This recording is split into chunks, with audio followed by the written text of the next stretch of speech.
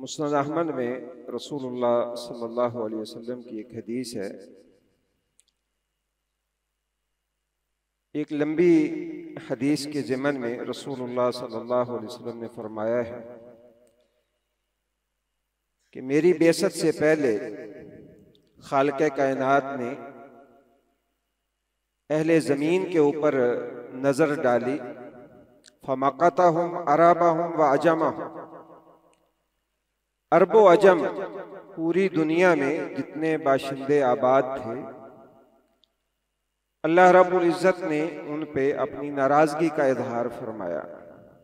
इल्ला बकाया मिन अहलिल किताब, सिवाय चंद अहले किताब के। यहूदी और ईसाई ये अहले किताब कहलाते हैं। चंद यहूदियों और ईसाइयों के सिवा अल्लाह ताला ने पूरी जो रुए ज़मीन के इंसान थे उन पे नज़र डाल के नाराज़गी का इज़हार फरमाया। फिर अल्लाह ताला जब किसी से नाराज़ होता है उनके अमल को देख के तो वह फ़ौरन अज़ाब के अंदर मुब्तला नहीं करता, बल्कि उसकी सिफ़त रहमत उसके गज़ब के ऊपर गालिब है।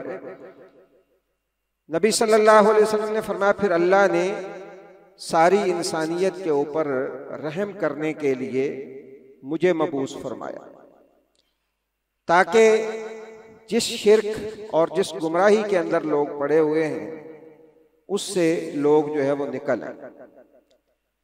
नबी करीम सल्लल्लाहु अलैहि वसल्लम की जब बेअसत हुई तो उस वक्त दुनिया में जो मज़ाहिब राइज थे या जो मारूफ और मशहूर जिनका जिक्र किताबों में मिलता है वो 3 या 4 तरह के लोग थे। एक यहूदी थे जिनका दावा यह था कि हम मूसा अलैहिस्सलातु वस्सलाम के मानने वाले हैं। दूसरे ईसाई थे जो अपने आप को ईसा अलैहिस्सलातु वस्सलाम का पैरोकार कहते थे। जज़ीरा अरब के अंदर रहने वाले लोग अपने आप को दीने इब्राहिमी का पैरोकार कहलाते थे। चौथा, शिर्क के जो मज़ाहिर हिंदुस्तान के अंदर थे, जिनमें हिंदू मत है, सिख इज़्म है, ये सारे मज़ाहिब या दहरिए आप कह लें या मजूसी थे, आग के पुजारी थे, इनका इंतिसाब किसी नबी की तरफ नहीं था या कोई आसमानी मजहब की तरफ इनका दावा नहीं था। नबी सल्लल्लाहु अलैहि वसल्लम की हदीस के मुताबिक ये चारों गिरोह जो इस आपकी बेअसत से पहले दुनिया के अंदर मौजूद थे, अल्लाह ने सबको गलत करार दिया। नबी सल्लल्लाहु अलैहि वसल्लम को इसलिए मबूस फरमाया कि आप उनकी इस्लाह करें और उनकी तरफ अल्लाह का सही पैगाम पहुंचाएं। जब हम इन कौमों की तारीख को पढ़ते हैं और वो तारीख जो कुरान ने नकल की है या सही तारीख है, तो इन आसमानी मज़ाहिब वाले यहूदो नसारा और मक्के वाले, इनमें से एक भी गिरोह ऐसा नहीं है जो अल्लाह को ना मानता हो। बल्कि सच्ची बात यह है कि किसी न किसी तरीके से, हर हवाले से दुनिया के जितने मज़ाहिब हैं सारे अल्लाह ताला को किसी न किसी तरीके से मानते हैं। यहूदी भी मानते थे, अल्लाह ताला के जो है वो तौहीद के दावेदार भी थे, ईसाई भी मानते थे, मक्के के जो मुशरिक थे वो भी मानते थे। आपको पता है बैतुल्लाह का बाकायदा हज होता था, तवाफ करते थे। अल्लाह तबारक व तआला को बिल इत्तिफाक सारे मानते थे, लेकिन ऐसे नहीं मानते थे जैसे अल्लाह की मंशा है।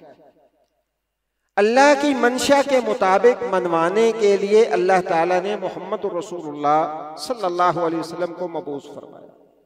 ये एक मिसकंसेप्ट है हमारे यहाँ भी कि देखें जी अल्लाह को सारे मानते हैं, अल्लाह को मानना ही मकसद है। अल्लाह को मानना सिर्फ मकसूद नहीं बल्कि ऐसे मानना मकसूद है जैसे मोहम्मद रसूलुल्लाह सल्लल्लाहु अलैहि वसल्लम ने मनवाया है। हालांकि नबी सल्लल्लाहु अलैहि वसल्लम से पहले यहूदी भी मानते थे अल्लाह ताला, लेकिन अल्लाह ने उन्हें क्या कहा? हम हर नमाज में पढ़ते हैं गैरिल मग़ज़ूबि अलैहिम वलद्दालिन। अल्लाह ने उन्हें मग़ज़ूब अलैह करार दिया कि उनके ऊपर अल्लाह का गज़ब। ईसाइयों को गुमराह करार दिया।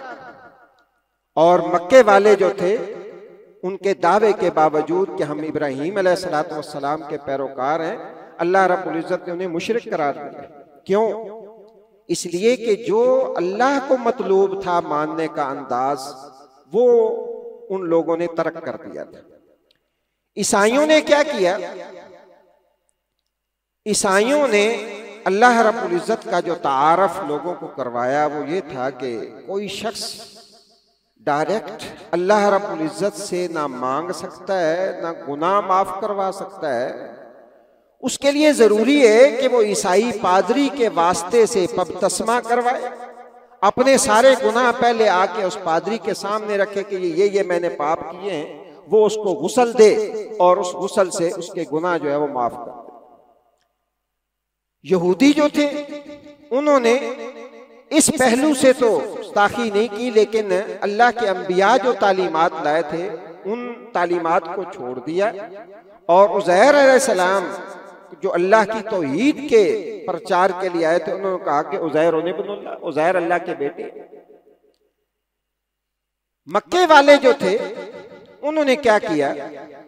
उन्होंने कहा कि हम जो लोग हैं, हमारे जो हालत होती है गुनाहों की सूरत में, हमारे जिस्म बिखरे हुए होते हैं, हमारी डायरेक्ट मुराद अल्लाह तक नहीं जा सकती। हम इस काबिल ही नहीं है कि अल्लाह के सामने हाथ उठाएं या अल्लाह से जो है वो इल्तिजा करें।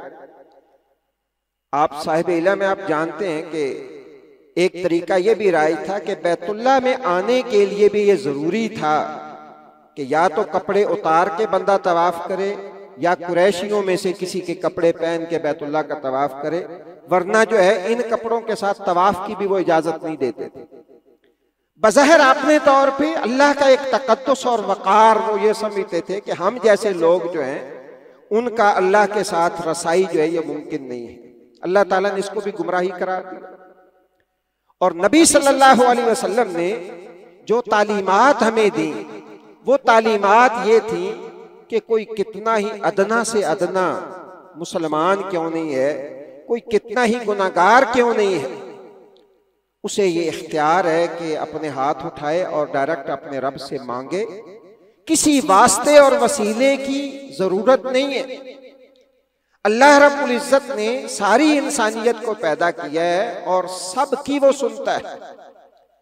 किसी पे मुश्किल पड़े तो उसे उस मुश्किल में डायरेक्ट अल्लाह रब्बुल इज्जत से मुश्किल हल करवाने की दरख्वास्त करने का हक हासिल है। मक्के वाले कहते थे नहीं, पहले जो हमने मुकर्रर कर रखे हैं, मा नअबुदुहुम इल्ला लियुक़र्रिबूना इलल्लाहि ज़ुल्फ़ा, कहते थे हम इनको खुदा थोड़ा मानते।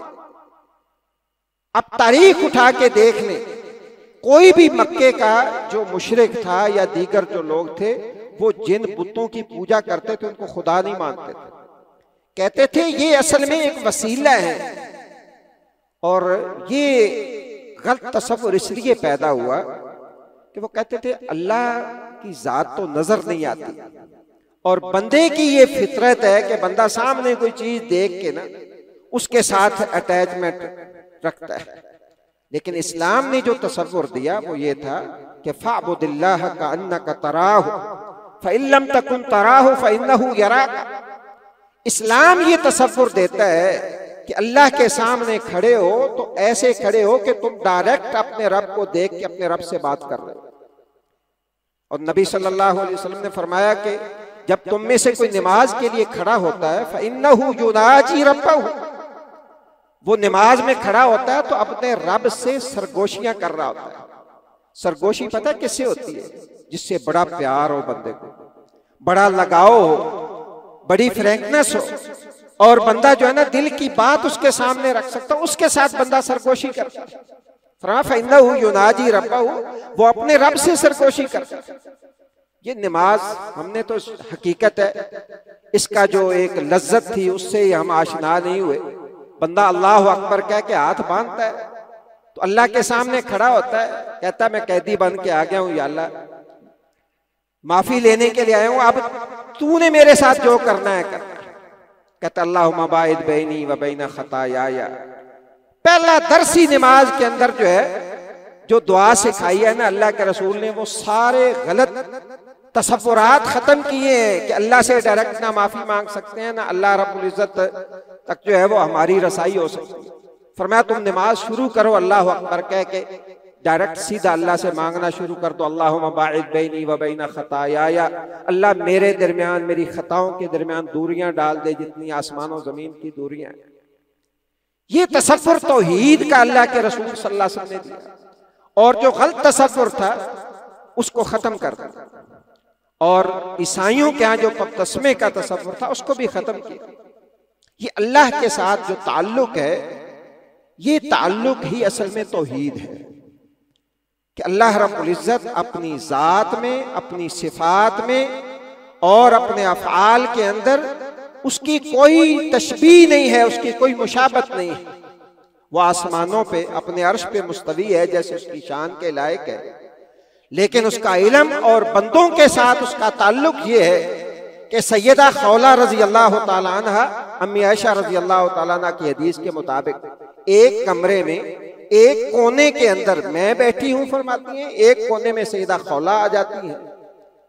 28वां पारा जब जो है वो नाजिल हुआ तो कहती हैं कि अल्लाह के रसूल मेरा शौहर जो है ना, अम्मी आयशा कहती है मैंने उसकी बात नहीं सुनी, बाद में पता वो अल्लाह के रसूल से क्या बातें कर रही थी मुझे नहीं सुनाई दे रही थी। कहने लगी अल्लाह के रसूल मेरे शौहर ने, मैं बूढ़ी हो गई हूं, मैंने बच्चे जन जन के नसरतु लहू बतनी, पेट मैंने अपना खाली कर दिया, अब मैं बूढ़ी हो गई हूं तो मेरा शौहर जो है उसने मुझे तलाक दे दिया, माँ बहन कह दी। उस वक्त अभी अहकामात ये थे कि शौहर अगर बीवी को माँ बहन कह देता तो खत्म हो जाता रिश्ता।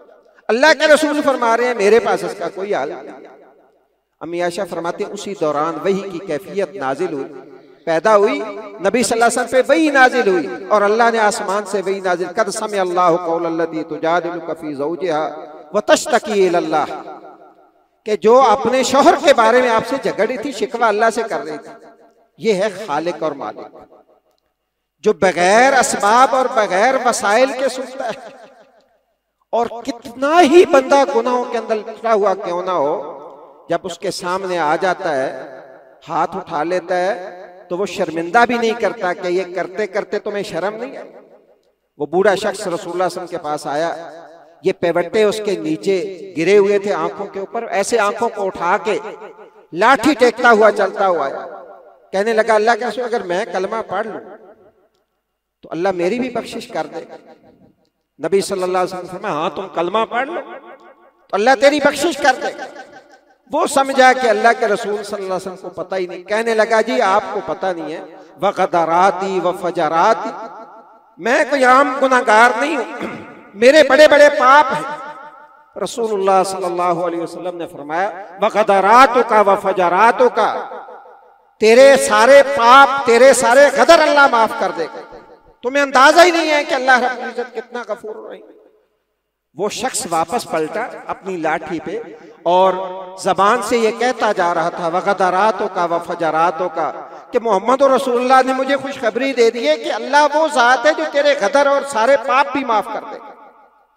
उस मालिक और खालिक को छोड़ के आज हम मुसलमान जो है, अल्लाह ने तौहीद जैसी नेमत हमें अता की, मोहम्मद और रसूलुल्लाह सल्लल्लाहु अलैहि वसल्लम जैसे अजीम नबी अता किए, और हम छोड़ के दर दर की ठोकरें खा रहे हैं और अल्लाह की तौहीद जो है उसको नजरअंदाज कर चुके हैं।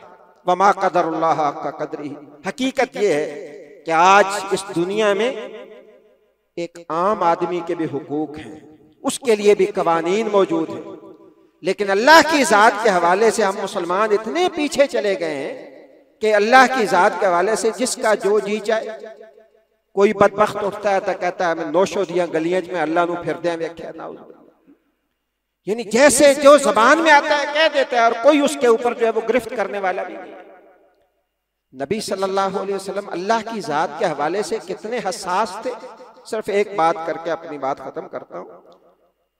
एक दफा कुछ लोग आए, बातें हो रही थी, तो किसी ने कह दिया माशा अल्लाह व शिअता, अल्लाह के रसूल जैसे अल्लाह चाहे, जैसे आपकी मशीयत, जैसे अल्लाह की मर्जी आपकी मर्जी। नबी सल्लल्लाहु अलैहि वसल्लम के चेहरे का रंग बदल गया। फरमाया जअलतनी लिल्लाहि निद्दन, वो तुमने क्या कर दिया, तुमने मुझे अल्लाह के बराबर लाके खड़ा कर दिया। कूलू माशा अल्लाह वहदहू, ये कहो कि सिर्फ वो होगा जो अकेला अल्लाह चाहेगा। सुम्मा शेता, फिर उसके बाद सुम्मा का लफ्ज इस्तेमाल कर फरमा सुम्मा शेता, फिर जैसे आप चाहेंगे कर ले। अल्लाह की मशीयत के साथ अल्लाह के रसूल ने अपनी मशीयत की भी इजाजत नहीं दी है। और आप मदीना तशरीफ लाए, छोटी छोटी बच्चियां अशार पढ़ रही हैं और नबी सल्लल्लाहु अलैहि वसल्लम की मदह कर रही हैं। ऐसे मौकों पे हम इन चीजों को नजरअंदाज कर देते हैं। नबी सल्लल्लाहु अलैहि वसल्लम जिन हालात में आए थे मदीना, कभी वो तसव्वुर करें कि क्या हालात थे। अंसारी जो है सारा सारा दिन अपने मकानों की छतों पे चढ़ के इंतजार करते थे अल्लाह के रसूल का। वो बच्चियां खुशी से ये कह रही हैं वफीना नबियुन यालमु मा फिल गद, मजमा सहाबा का घेरा हुआ है सहाबा ने अल्लाह के रसूल को। आपके कानों में ये आवाज पड़ी कि बच्ची के जबान से निकला वफीना नबियुन यालमु मा फिल गद, हम में ऐसे नबी आ गए हैं जो कल की खबरें भी जानते हैं। रसूलुल्लाह सल्लल्लाहु अलैहि वसल्लम ने रोका, फरमाया रुक जाओ बच्ची, कूली मा तकूलीन, जो पहले कह रही थी वो कहो, ये ना कहो कि हम में ऐसे नबी आ गए हैं कल की खबरें जानते हैं। कल की खबरें जानने वाला सिर्फ अल्लाह रब्बुल इज्जत है। इसलिए मेरे भाइयों, आज हम जिन हालात से दो चार हैं उसकी एक बड़ी वजह यह है कि वमा क़दरुल्लाह का कद्र ही, हमें अल्लाह की अजमत और अल्लाह की वक़ार, अल्लाह का वक़ार जो है वो हमारे पीछे नजर नहीं है। नबी सल्लल्लाहु अलैहि वसल्लम ने ये दुआ सिखा के हमें वो अजमत बताई अल्लाह रब्बुल इज्जत की। आपका मकाम क्या है ये इंशाअल्लाह, अगर अल्लाह करे आप भाइयों के मुतालबात मंजूर हो जाएं, आप अपने घरों में आराम से तशरीफ ले जाएं। नबी सल्लल्लाहु अलैहि वसल्लम का मकाम क्या है कि सारी दुनिया एक पलड़े में रखी जाए, अव्वल से लेके आखिर तक। दूसरे पलड़े में अकेले मोहम्मद रसूलुल्लाह सल्लल्लाहु अलैहि वसल्लम हो। सारी दुनिया का वजन आसमानों पे उठ जाए, अल्लाह के रसूल का वजन फिर भी भारी है। लेकिन आप क्या कह रहे हैं, जब अल्लाह की अजमत की बारी आती है आप फरमाते अल्लाहुम्मा इन्नी अब्दुका वब्नु अब्दिका नासियती बियदिका, अल्लाह मैं तेरा बंदा, तेरे बंदे का बंदा, नासियती बियदिका, मेरी पेशानी तेरे हाथ में, माज़िन फिया हुक्मों का, अल्लाह तेरा हुक्म मेरे ऊपर चलता है, अदलुन फिया कज़ाओ का, जो तू फैसला कर दे वो अदल के ऊपर मबनी है, मेरे बारे में जो फैसला। ये मकाम है अल्लाह रब्बुल इज्जत का। अल्लाह से दुआ है अल्लाह हमें अपनी ज़ात को पहचानने की तौफीक अता फरमाए। सुब्हानकल्लाहुम्मा व बिहम्दिका अशहदु अल्ला इलाहा इल्ला अंता अस्तगफिरुका व अतूबु इलैक।